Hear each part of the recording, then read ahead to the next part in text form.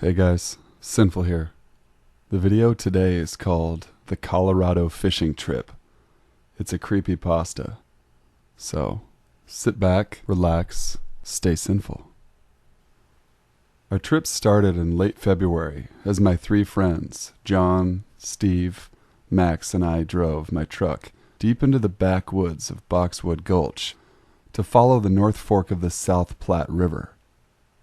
Steve owned a cabin up in the backcountry, so we left my truck there and began our 57-mile hike into the wooded terrain following the river.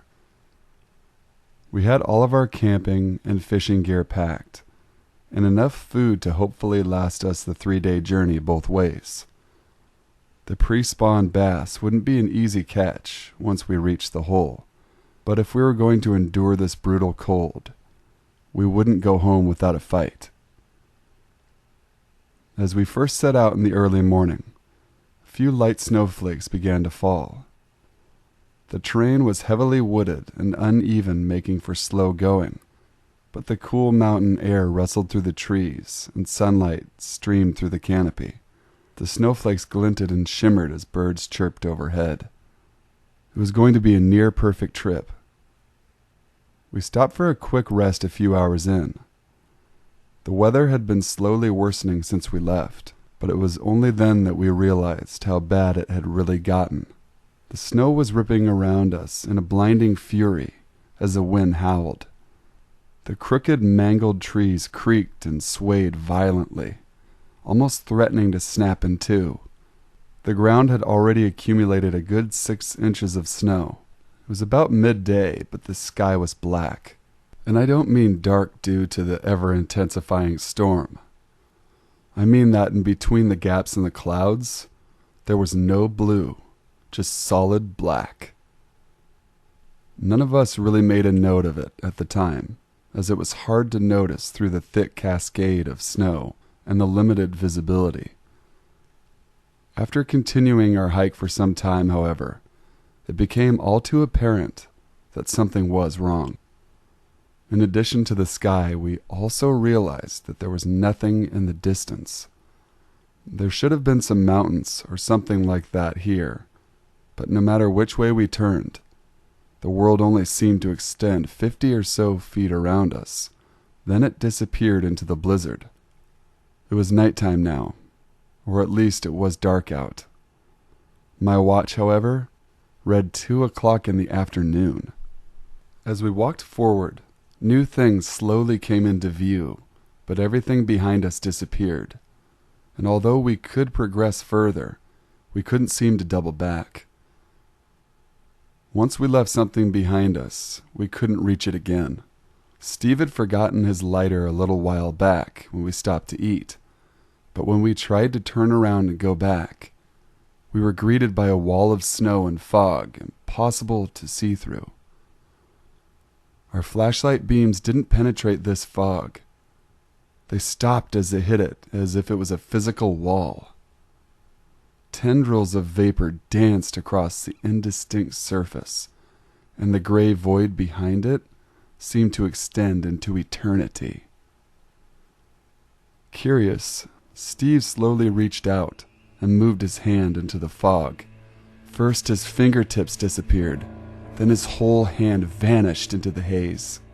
We all stood in disbelief, looking at the wall, which was impossibly tall and extended as far as we could see. There was no real gradient to it. Things didn't fade into the distance. There was a clear line where the wall began, and nothing was visible beyond that point. We were making a note of all this when Steve muttered something. "What was that?" I asked. He stammered. "I can't feel my hand." He said this slowly, as if he realized as he had said it. Puzzled, he retracted his hand slowly and then screamed.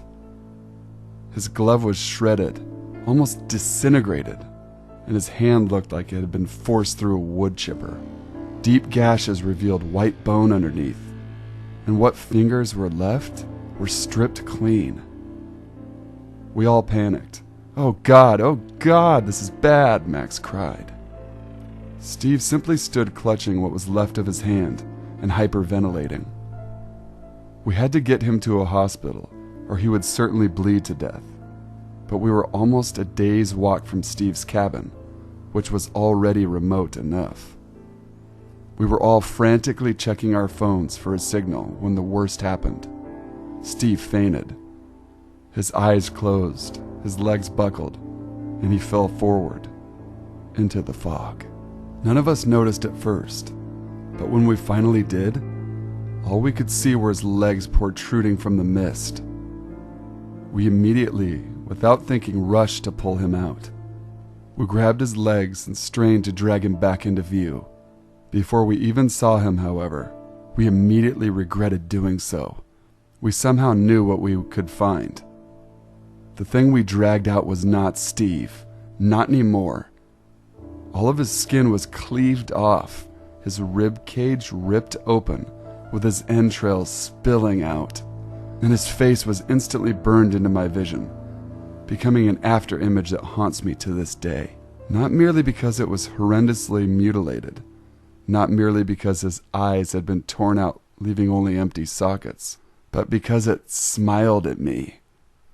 A big, wide smile that started small, but the gashes in his face allowed it to literally stretch from ear to ear.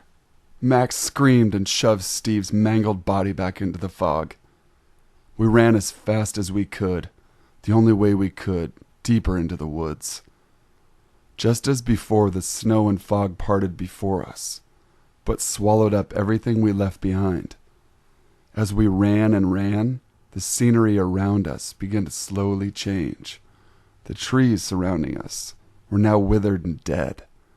The grass was flattened and bleached white.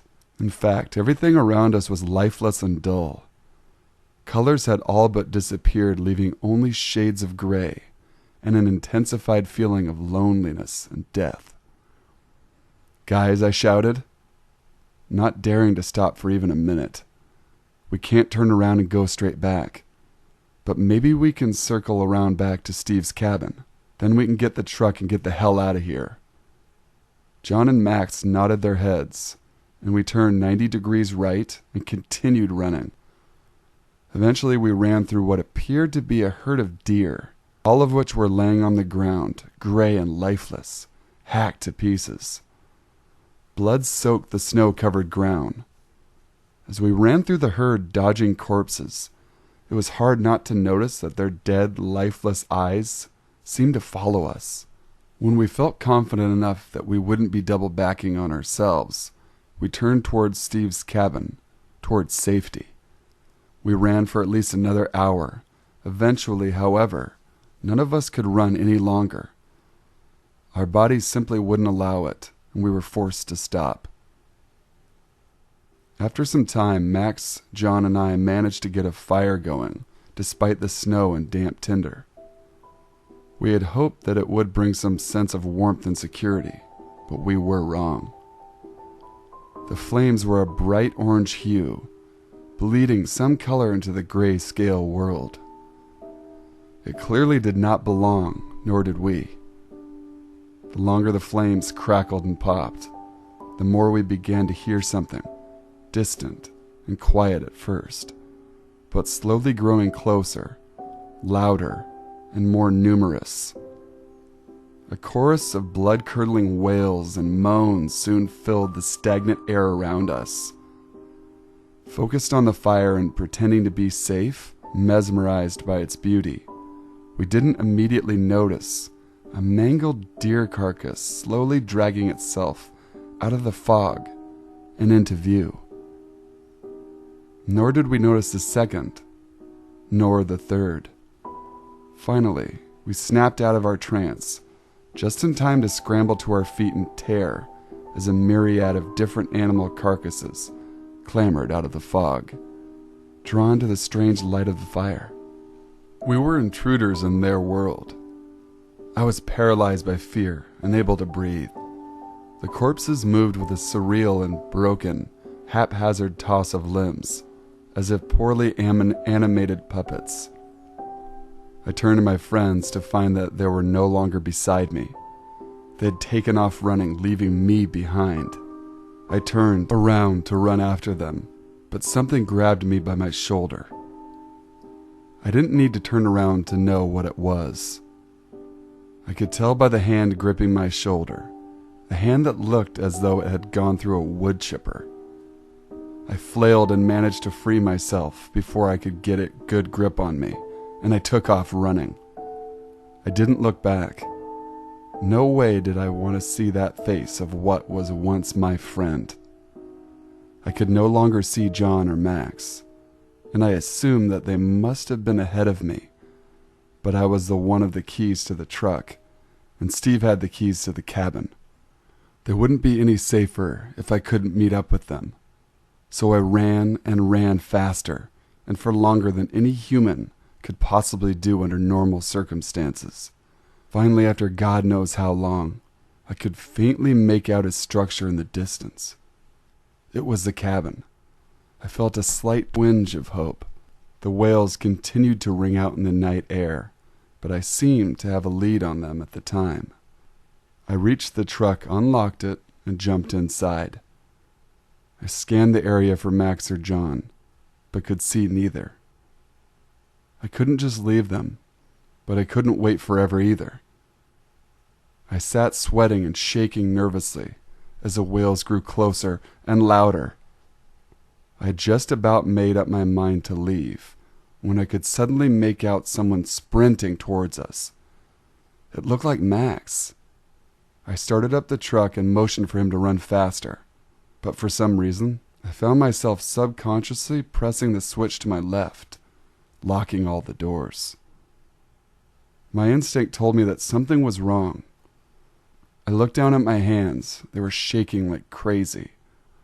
I looked back up, and Max's horribly mutilated face was pressed up against the driver's window, staring at me, smiling. He was trying to open the door. I slammed my foot on the gas and drove off, shaking like a madman and holding back my vomit. As I drove home, the sky slowly brightened back up into a blue hue, and I could eventually see the sun breaking through the clouds. It was 9 a.m. I began to see other cars on the road, and people inside waved at me as I waved at them. Nice, normal people. I went straight home and asked my girlfriend to marry me. I'm sorry. That's just not true. I'm sitting in my house now, door locked and barricaded, windows boarded up, and I'm writing this story. And I felt happy for the first time in a long time writing that ending. I hardly even remember what a blue sky looks like, but I just wanted to picture it in my mind one last time. I just needed to imagine a happier world, because in reality, that's not how it ended. The truth is, as I drove, the sky did not brighten up. The sun did not reappear, and the fog still surrounded me as it now surrounds my house. I hear wailing all around and knocks at my door constantly. And when I look through the peephole, all I ever see is some thing smiling at me. The stench of death is everywhere. The phone doesn't work. The TV and radio broadcast, nothing but static. I hear the locks on my door being undone at night, and I must constantly keep watch and relock them. I'm simply waiting for the night that they get into my house, when I forget to check the door, or when they break through a window, or when I wake up in the middle of the night to see them next to me. Their smiles, inches away from my face. Stay sinful, guys.